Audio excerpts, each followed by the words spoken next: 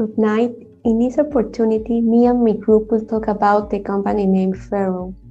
My group is composed by Ángela León, Lisette González, Diego Safadi, Brian Arrieta, and me, Sofía Roncal.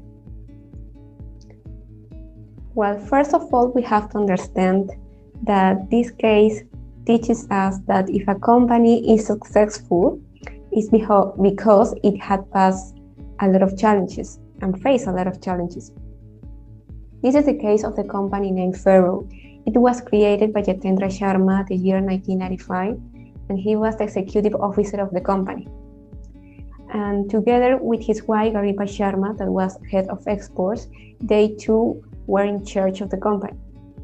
Also, this company is part of the steel industry because of the steel machines it made.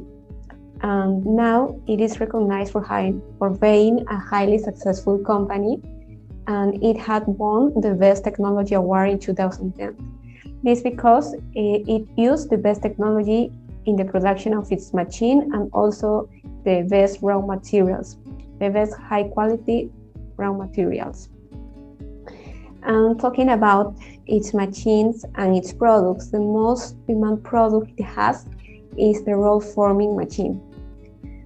And also Ferro was made in an environment that has three chances. The first of it was that India liberalized its trade policy in 1991 to small and medium enterprises. So it was an opportunity to Ferro because now they could have a trade commerce liberalization in order to expand internationally. Then small and medium enterprises was the second largest employer in India. So it was of big importance in the production of India. And also the manufacture means 50% of the country's industrial output.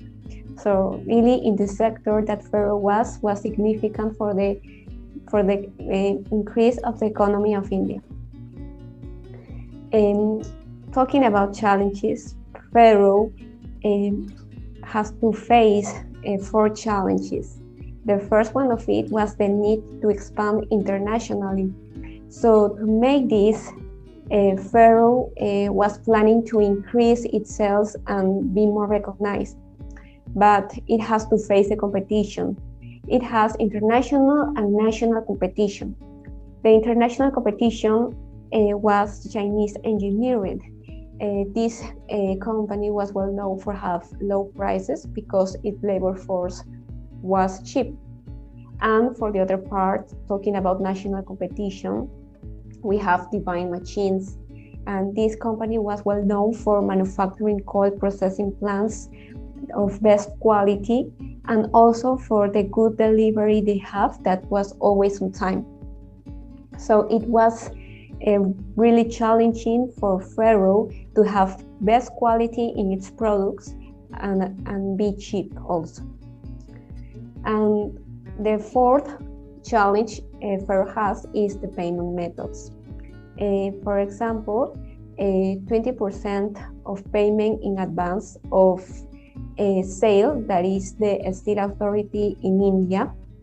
And this is because Ferro tell this company to pay 20% of payment in advance in order to produce the order.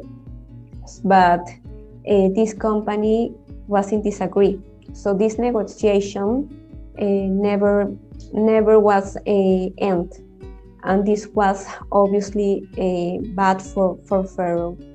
And also it has another challenges because of payment methods in advance. That was in the case with his client, Al Yusuf, that was one of its most confident clients. And in this case, Muhammad Al Yusuf can pay the percentage that Ferro required in advance, that was 35%, because it has financial problems in its country. So obviously it was a problem also for Ferro because it can have the money at the time it required.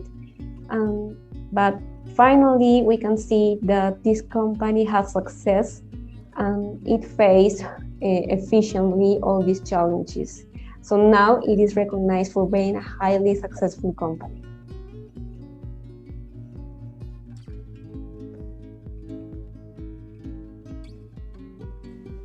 Now we will talk about the main participants in this case.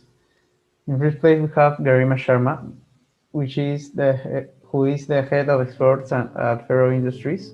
She works in her husband companies since April 2005. She have before worked in Norton Network in Delhi as head of human resources for 10 years before joining Ferro. So we can say she has experience managing people and having strategies of marketing. In second place, we have Sheikh Mohammed Al Yusuf, who is Ferro's client from Saudi Arabia and the representative of Middle Star. He works with Ferro's since July 2005.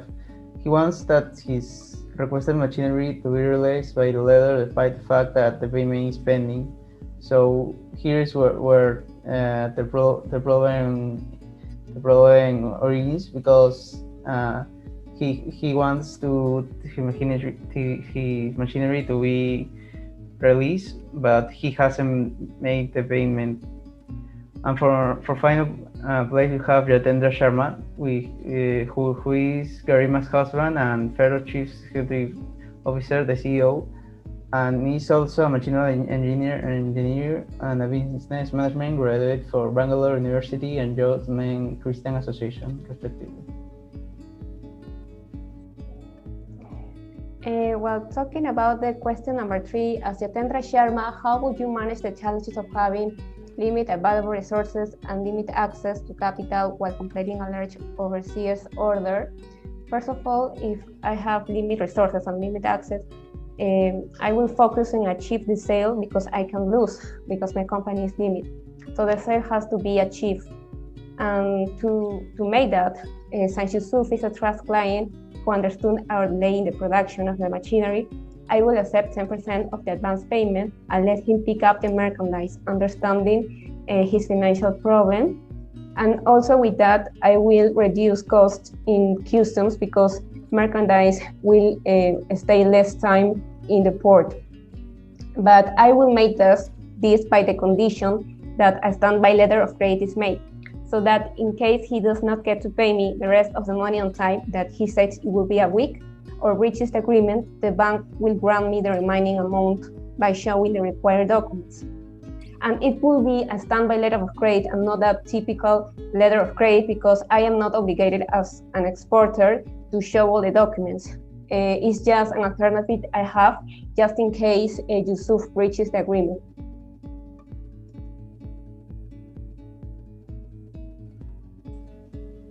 Talking about the strategy of building and maintaining marketing and customer relationship of Garima Sharma, we can say in first place, Garima Sharma has good marketing and customer relationships strategies, since she is very can-do and offers custom-made treatments to their clients. However, this can be magnified by applying correct intercultural techniques and learning about the culture of each of their clients to offer even more personalized treatments. For example, she could take their clients to restaurant that have local foods, or make different local rituals to make their client feel like more in home. For final, by the other hand, she can't be so much permissive like the case with Joseph, and in some cases she has to put some limits to their customers.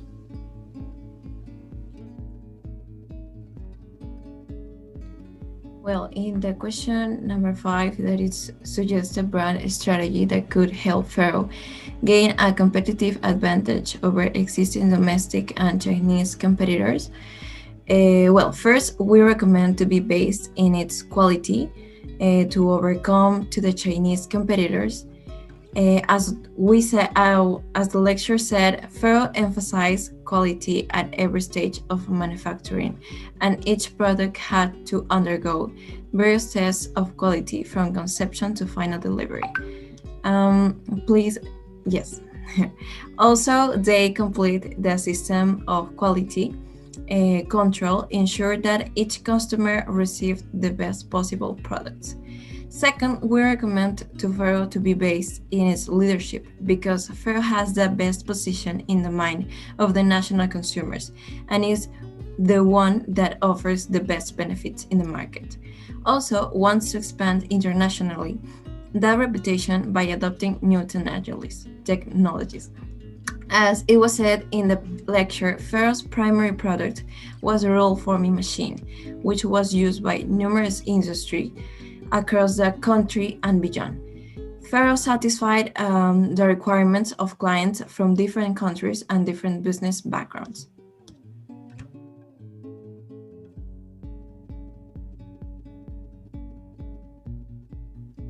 Well, question number 6 is, in light of Ferro experience, which of the following payment strategies would choose as an exporter in order to ensure payment and reduce financial risk, and why? First, the full advance payment. We will choose this method of payment. It has no risk because all the payment has to be before the merchandise is received or delivered, so the customer do not send the merchandise before the payment of the goods are all paid. Payment at site, as the exporter, this method has the risk that if the customer do not pay full, your merchandise is already shipped, so all the costs are on you until the other part pays the debt. And last, the usance facility to the importer this method represents a high risk to the exporter, for Ferro in this case, because the payment will be done after the merchandise is shipped. So this is a big risk for the exporter. Well, the seventh question is, do you agree with Hasima's decision to realize the machine to Yusuf? Why or why not? Well, partly yes, because Yusuf was an important client that Ferro Industries didn't want to lose. And the relationship with both parties had a good background funded in the old purchases. Also, Garima evaluated the cost of the mortgages to the port authorities to realize the machines. It was $100 to $150 per day, so it was expensive to wait to Yusuf to pay the restant amount. In conclusion, it was wise to Ferro to stop wasting money. And then partly no, we disagree because it was risky. It was too risky, and Ferro Industries could have lost too much money invested in those machines. Another reason is that Ferro ignored the terms of the bill of lading to favor Yusuf. But in general, it was a risky decision, but it was in favor to the client that had an old relationship with the firm. Also, Yusuf trusted first in Ferro when it was carrying out an expansion program, and was it first inquired after the expansion. So just because he was a regular client, he deserved the benefit of the doubt.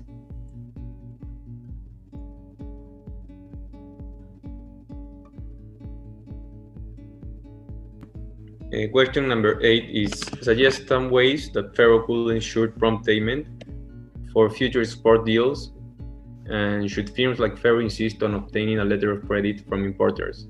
Well, first of all, Ferro, as an important firm, should not close an export deal without having an insurance of payment. For this, it's important that what is a letter of credit first? It's an unconditional taken given by a bank at the request of their customer to pay the beneficiary. So obtaining a letter of credit for importers is the best way to ensure the importer payment. Then another way that Ferro could ensure prompt payment is first to make research of the customer history credit, and if it's okay, and then they could offer a discount from prompt payment. Sometimes it's 5% or 3%. So that is like a incentive to the other firm to pay the debt.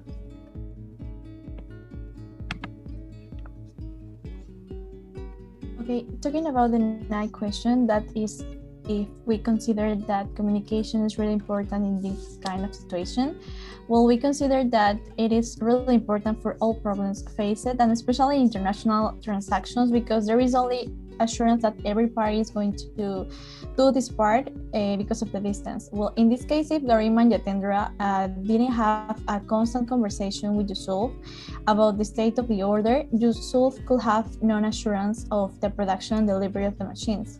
The first problem that Ferro should communicate was they were in an expansion program and they had less capital for production, with cost delays in order, and that happens with Yusuf order.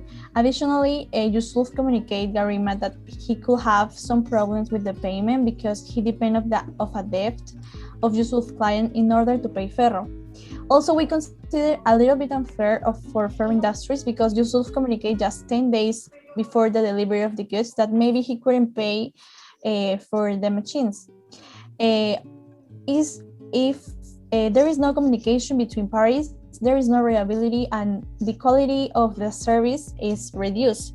For example, because of the lack of communication between Yusuf manager and Ferro Industries, Ferro Industries started to worry about non-payment from Yusuf because they reply after 1 month and they didn't have any communication from the manager after sending the bill of lading. This could make the exporter very upset and started to think possible bad scenarios and lose hope of recovering his money. That's why communication and constant updates is necessary in this case of problems. Everything has to be known for both parties, so there is no misunderstanding or major problems.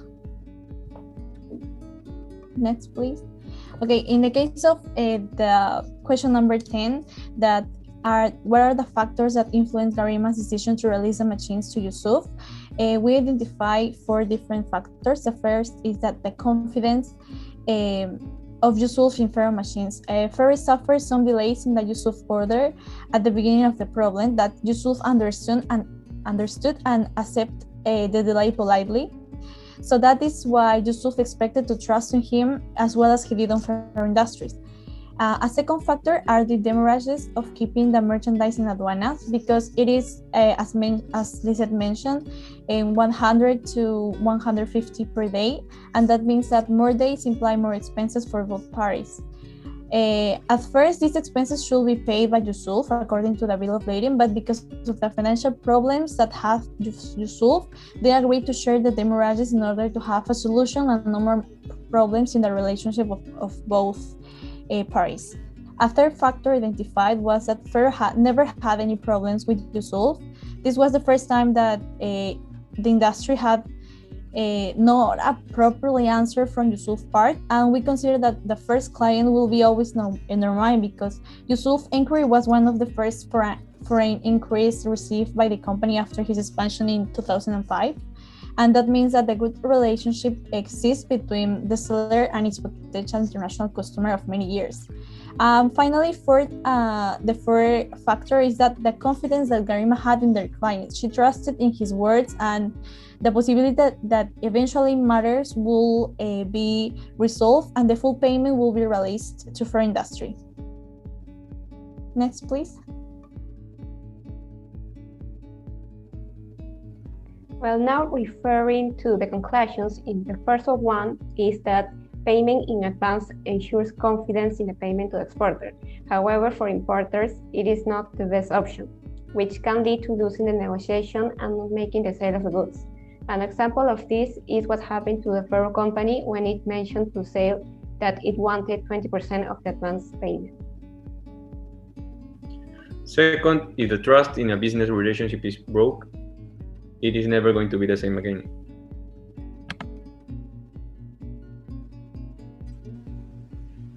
Third, it's important to build healthy relationship with the customers to gain trust and improve the commercial relation by a more personalized treatment, but also in some cases there must be some limits so the customers don't take advantage of you. 4.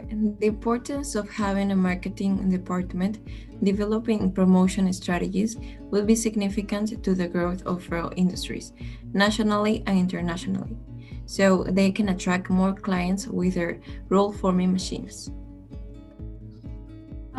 Finally, as the fifth conclusion is that communication in international trade take an important role. The communication between exporter and the buyer have to be sincerely and trustworthy in order to avoid misunderstandings and future problems. Also, the good relationship between them helps to understand the possible matters of one of the parties. They can take in consideration so both can help each other with longer deadlines, as happens in Ferro case.